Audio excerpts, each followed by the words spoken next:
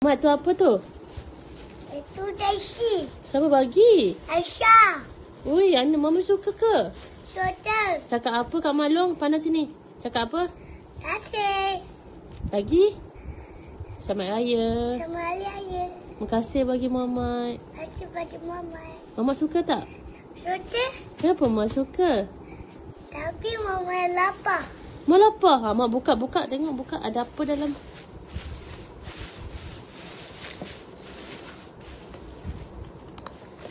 Ayam.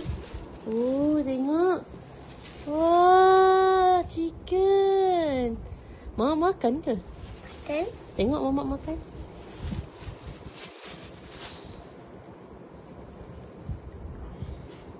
Nom. Rasa apa? Rasa cacak. Hah?